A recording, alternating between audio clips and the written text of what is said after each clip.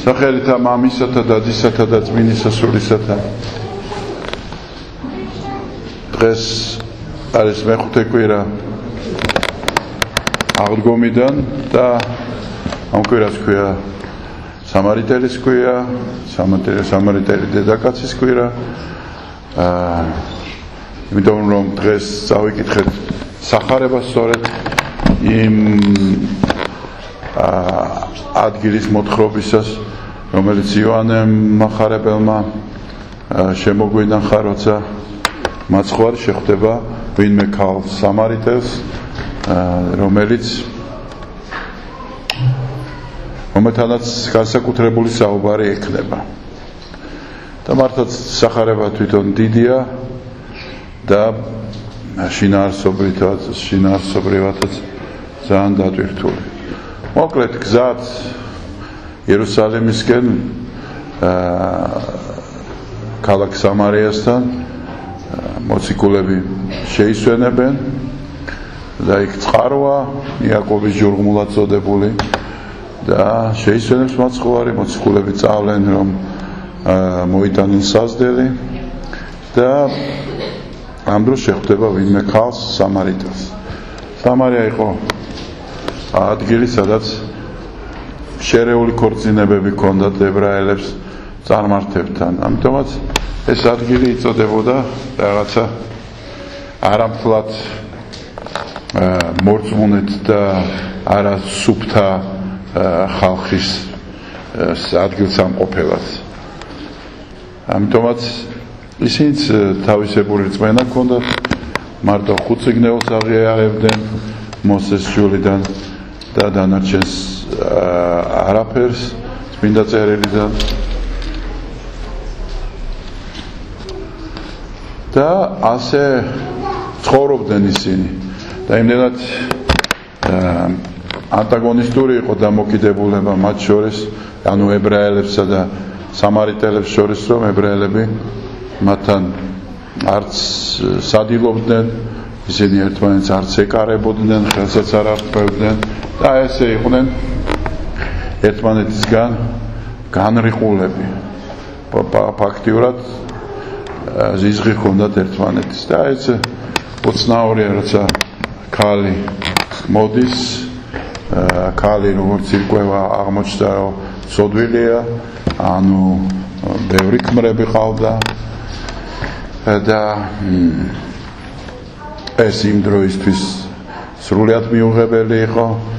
ამიტომაც იგი ერიდება ხალხთან გამოჩენას და წყაროზე მიდის ცხუნვარ სიცხის დროს, როცა იქ ხალხი არავინ არაა, რომ არ დაასინონ განიკითხო.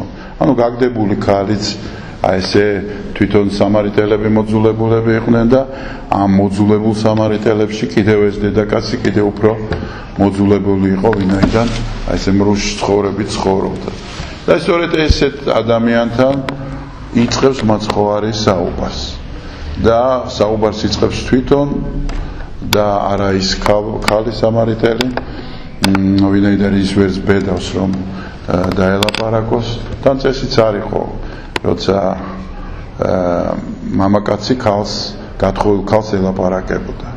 ყოველთვის ქალთან სალაპარაკოთ უნდა იყოს ვინმე კაცთაგანი მისი ოჯახიდან, ან ქმარი, ან ძმა, ან მამა, ან შვილი უფროსი ვაჟი. დღეს ტრადიცია დღემდეც არის აღმოსავლეთში. ესე მარტივად ქალთან საუბარი არ შეიძლება. და აი მაცხოვარი იწყებს საუბარს და სთხოვს მას, რათა წყალი დაალევინოს. აი ეს იაკობის ჯურღმული, რომელიც იაკობმა ჯერ კიდევ საუკუნეებით ადრე დაუტოვა თავის შვილს იოსებს და იმის შემდეგ აი ეს იაკობის ჯურღმული საზრდოობენ იქაური ხალხი წყლისგან. იცით რომ პალესტინა ისეთი მძიმე ადგილია, წყალი ძალიან ძვირფასია, ამიტომ ჭაც არის სიცოცხლის ადგილი, წყარო. მის გარეშე არაფერი არ არსებობს.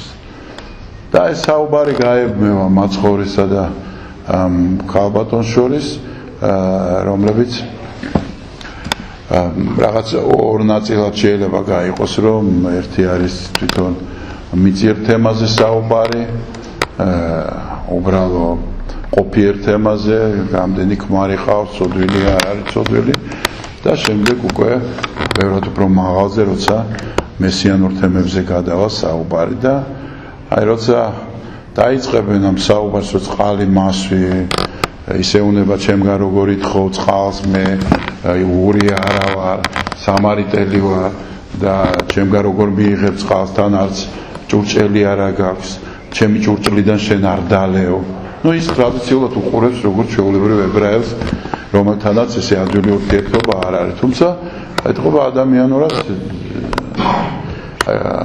კარგი ადამიანი იყო და თქვათ ეს ზიზღის და იმის გრძნობა თვითონ არ ქონდა, რასაც იღებდა ხოლმე იუდეველებისგან. და მაცხოვარი ეთქვის მე რომ აი შენ რომ იცოდე მე რა წყალი მაქვს, მაშინ შენ თვითონ მოხვიდოდი და მთხოვდი რომ წყალი გასვა. მე მაქვს წყალი, რომელსაც როცა დალევ აღარ მოგწყურდება არასდროს. და ამ შემდეგ ეთქვის რომ მას ვიმეო ეს წყალი. მაცხოვარი ეუბნება წადი მოიყვანე ქმარი შენი, უკვე მოიყვანე ქმარი შენი და მას დაველაპარაკები, რასაც ნუ მიიღებს რომ არ მყავს მე ქმარი. და მართალი თქვი 5 ქმარი ყავდა, გამოიცვალე, ეხლა ვინც ყავს ისიც არ არის შენი ქმარი. და ამაზე მიხვდება მაცხოვარისთან ლაპარაკს ეს ქალი სამარიტელი, რომ არ იყო ჩვეულებრივი იუდეველი, რაღაცა გამორჩეული ადამიანი იყო და კითხავს უკვე სერიოზულ თემას. ახლა პირდაპირ გადადის, თორმე ადამიანი არის მაძიებელი. და ეკითხება, რომ აი თქვენ ებრაელები ამბობთ, რომ იერუსალიმში უნდა თაყვანისცეთ ღმერთს. ნუ იერუსალიმის ტაძარში, სოლომონის ტაძარში იგულისხმება. და აი ჩვენ ვიძახით, რომ აი ქორაზინის მთაზე უნდა ვცეთ ღმერთს თაყვანი. და რომელია ჭეშმარიტი, სად უნდა ვცეთ თაყვანი? აი ღმერთი მინდა რომ თაყვანისცე და მითხარი ადგილსაც მივიდე და ვეთაყვანო მას. და მაცხოვარი ამბობს, რომ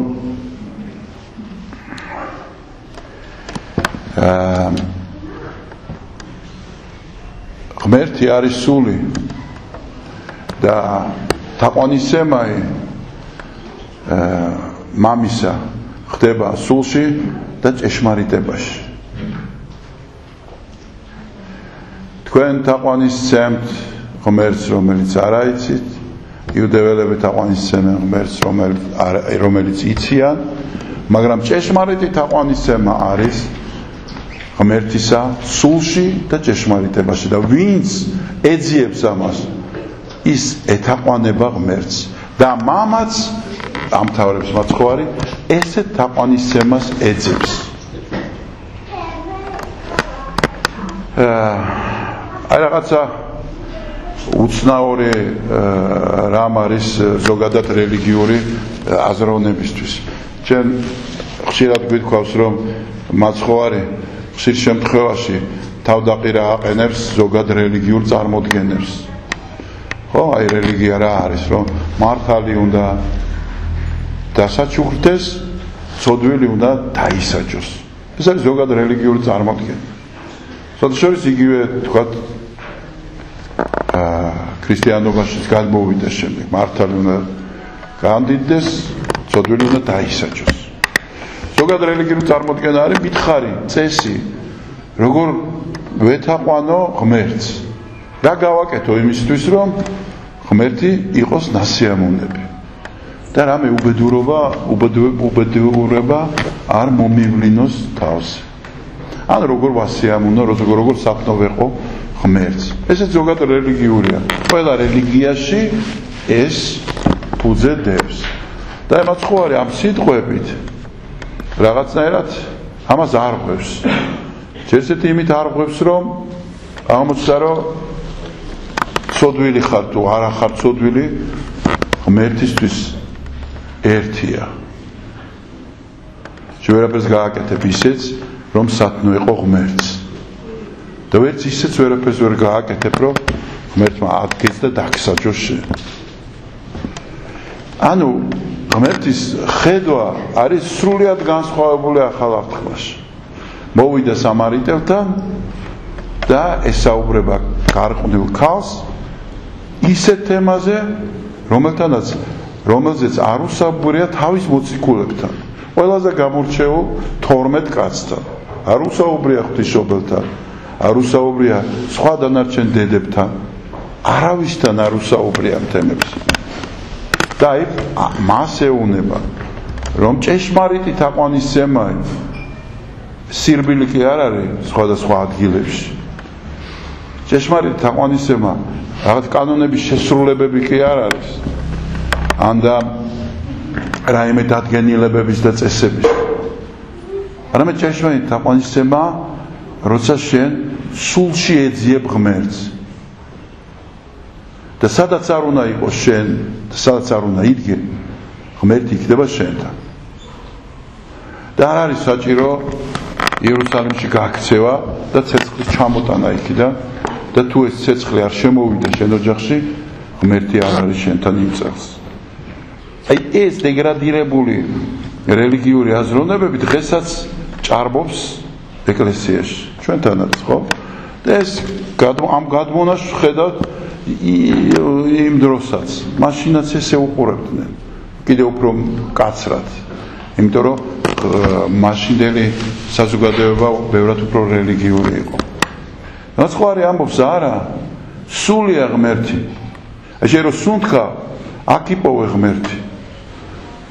შენ რო აზროვნებ და ეძიებ ღმერთს და გინდა რომ ჭეშმარიტება მოიპოვო, აი იქ არის ღმერთი. სადაც შენ ამ ბრძოლაში, ჭეშმარიტების ძიების გზაზე ბრძოლაში შენ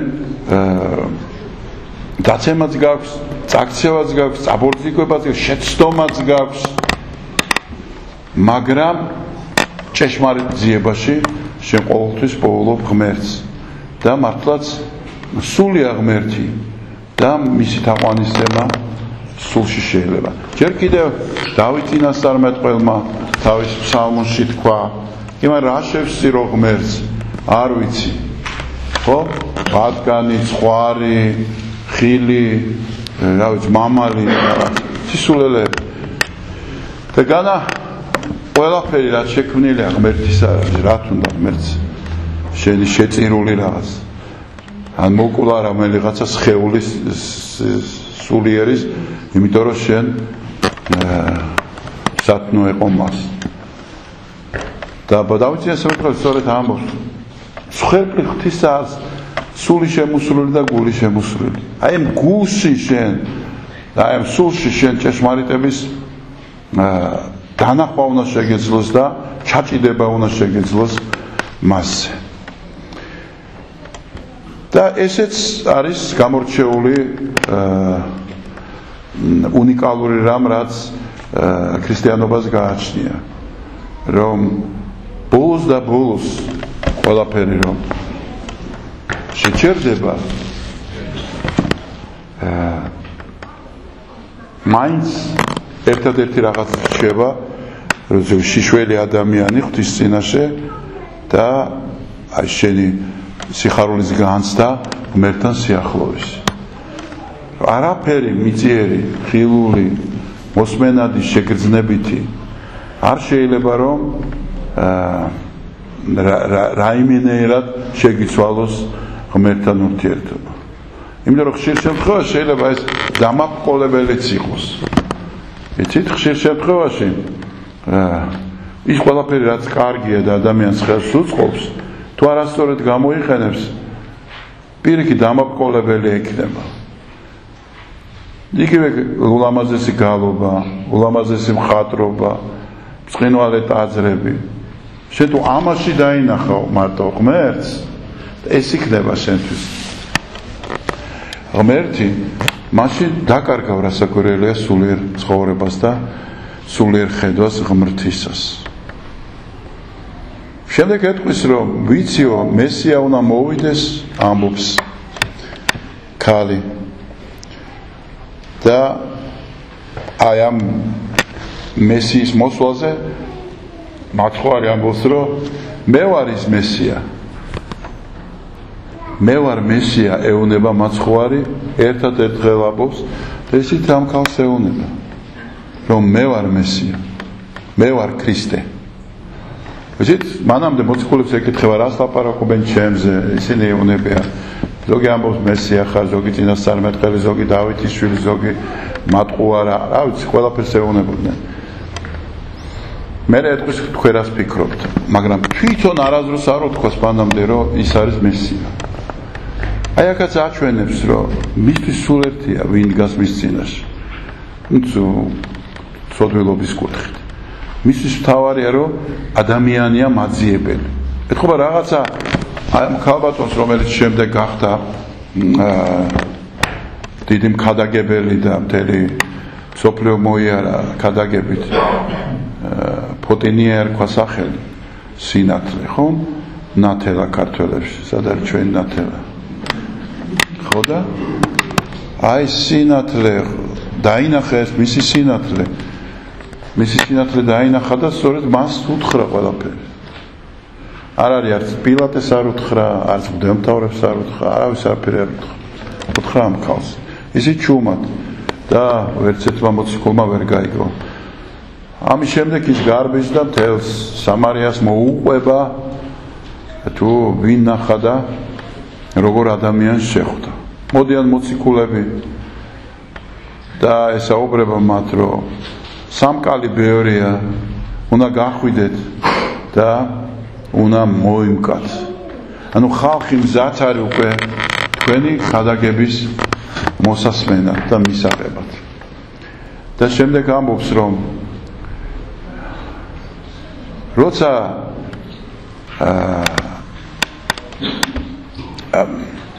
ის ვინც კის და ის ვინც მოიმკება ერთნაირ სიხარულში შევა საღვთოში ერთი და იგივე დონეზე იქნებიან ანუ ის მოციქული რომელმაც გვიქადაგა და ჩვენ რომელმაც მოვისმინეთ ერთი და იგივე საზღაურს მივიღებთ ერთ სიხარულში შევალთ ერთიან ნეტარებაში გვექნება სამყოფელი ეს მნიშვნელოვანი რამ არის რომ არ არსებობს ღმერთში მიკერძოება აღებიცებობა დიდი პატარა ყველა ერთიანი საღვთო შვილები ვართ და ამ მხრივ თუ გადმოვიტანთ კიდევ თანამედროვე ცხოვრებაში შენ მსმენელი ხარ თუ მუსიკოსი ხარ მნიშვნელობა არ აქვს თავარია როგორ იღებ იმ ნაწარმოებს შენ მკითხველი ხარ თუ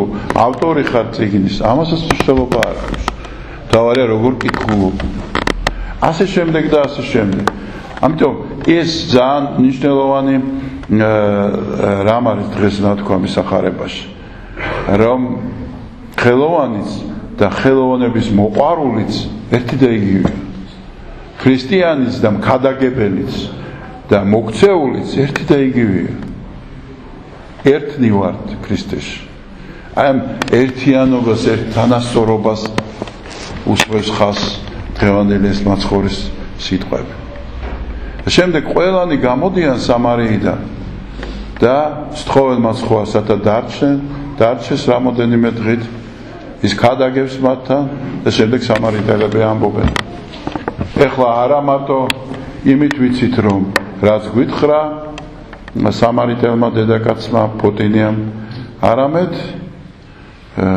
ჩვენ თვითონ ვიხილეთ გავიგეთ და გავიაზრეთ რომ იესო არის ქრისტე რომელიც მოვიდა კაცთა მოდგმის საცხოვნებლად აი წარმოიდგინეთ ფორმულირება ზუსტი გააკეთეს წარმართებმა წარმართებთან გადანასწორებულმა ჯგუფმა ეთნოსმა რომელიც პრინციპში რომლის ხელშიც არ უნდა მომხდარიყო ესე იმიტომ რომ წესით იუდეველებს უნდა მიეღოთ ქრისტე იმიტომ რომ იუდეას გეჭირა მთელი ძველი აღქმა, მასზე იდგა მთელი მონოთეისტური აზროვნება, მათი იყო ყველა წმინდანი ა ブラ ამიდან დაწყებული, ვიდრე ბოლო წმინდანებამდე, ბოლო საუკუნეების ქრისტესთან მიახლოებული სვიმონ ღვთისმერქმელი რომ ავიღოთ და ასე შემდეგ. ანუ ის ვინც ელოდა თითქოს იმან მიერ მიიღო და ვინც არ ელოდა თითქოს მან მიიღო. ამიტომაც ხშირად ჩვენ იქ სადაც ვეძებ და ვგონია რომ ელიან ქრისტეს, იქ შეიძლება საერთოდ არ იყოს. შეიძლება ბევრი ლაპარაკონ ქრისტეზე, ჩვენც ვილაპარაკოთ ბევრი, მაგრამ ქრისტე არ იყოს ჩვენთან. შეიძლება ბევრი ტაძრები ავაშენოთ, მოვხატოთ, ქრისტე არ იყოს ჩვენთან. შეიძლება სასულიერო პირებიც ვიყოთ, ბერებით გავხდეთ და ქრისტე არ იყოს ჩვენთან. იმიტომ რომ ჩვენი მოთხოვნა შინაგან იყოს სხვა, არა ძიება ქრისტესი, არამედ ძიება საკუთარი თავის დამკვიდრებისა ქრისტეში. და შეიძლება დამკვიდრება შეიძლება სხვადასხვანაირად მოხდეს. ხო, შეიძლება რაღაც ცხოვრება სხვა გზაზე წაგიყვანოს, შეიძლება გახდეს ისე რომ მონასტერში მიხვიდე და იქ ეძებო თავის დამკვიდრება. და არა ქრისტეში გამდიდრება, არამედ თავის დამკვიდრება. უბრალოდ რომ ამ ცხოვრებაში წარმატებას მიაღწიოთ. სხვადასხვა გზით. და ეს გზა ძალიან ბევრია. ძალიან ბევრია და ამ ხრივ საეკლესიო გზაც არ არის გამორიცხული. მაგრამ აი ქრისტე გვასწავლის აი ამ ხედვას სამთოსას, რომ პრინციპში ცოდვა მადლი არის ძალიან პირობითი მცნება. ღმერთში ყველა სიხარულში უნდა იმყოფებოდეს. ყველას უნდა უხაროდეს ცხოვრება და ქრისტეს გამარჯვება ბოროტებაზე. ჩვენ პირველ რიგში ამის სიხარული უნდა გქონდეს. განცდა კუტრეთით აღმდგარი ქრისტესი, რომელმაც დაამარცხა ყველაფერი, რაც ბოროტება.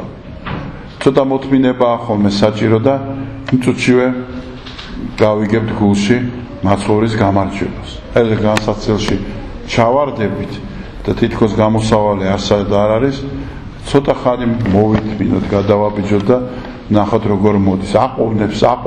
აყოვნებს ხსნელი სიძე აყოვნებს მოსვლას გახსოვთ, ესეთი ის არის იგავი მაცხოვრის, აყოვნებს სიძე მოსვლას. აი დაყოვნება იმიტომ არის რომ შენ უნდა ივაშკაცო იქ, აი იქ არის შენი ნაბიჯი. იდგე და არ წახვიდე ამ წუთის სოფლის ქვეშ გაგებაზე. და ყველანაირ წნეხზე ზევით იდგე და აი ცოტა დაყოვნების შემდეგ დაინახავ როგორ გაიმარჯვებს ქრისტე შენს გულში. და აი მოვა მე ბედნიერება, ნეტარება და სიხარული. მერტმა დაგლოცოთ და გაგახსნა.